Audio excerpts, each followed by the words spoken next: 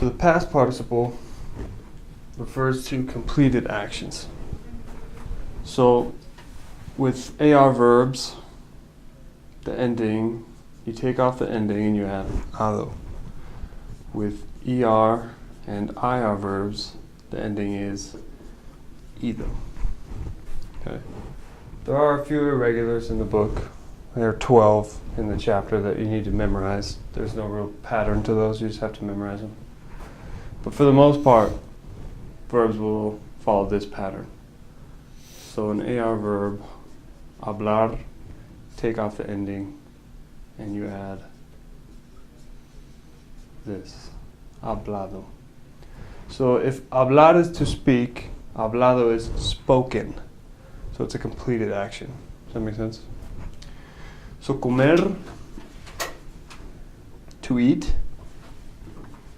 Comido, eaten. So past action of the verb, completed. Okay? So there are several different uses for the past participle. It can be used as an adjective, which is, I think, one of the first things you guys learned. So using one of the irregulars, la puerta abierta. Puerta being door, abierta being the past participle of abrir, which is to open. So opened, right? So the open door. Okay, so it's describing the door. So since it's being used as an adjective, it has to agree in number and gender with the noun. So if this was puertas, las puertas, this would have to be abiertas. If it were los libros, it would have to be abiertos. Okay. So anytime they're used as adjectives, they have to agree, and they can change. Okay. Another one of the forms is the present perfect. The present perfect uses the verb haber, conjugated like this.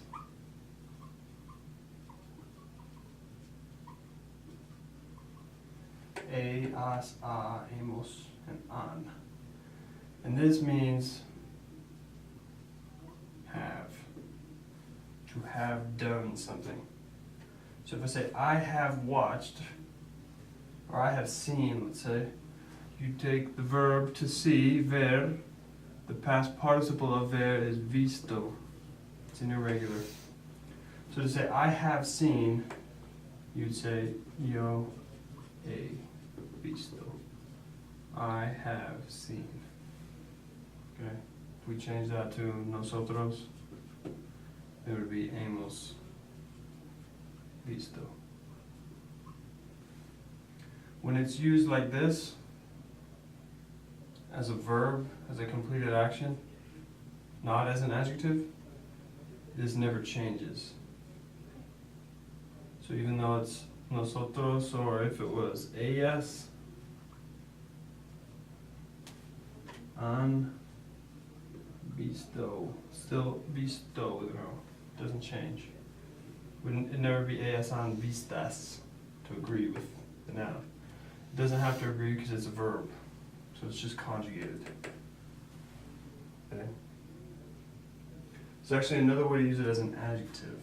So we separate this out. This is being used as a verb, and up here as an adjective. It can be used also with estar. So again, with this idea of the door, you could say la puerta está abierta.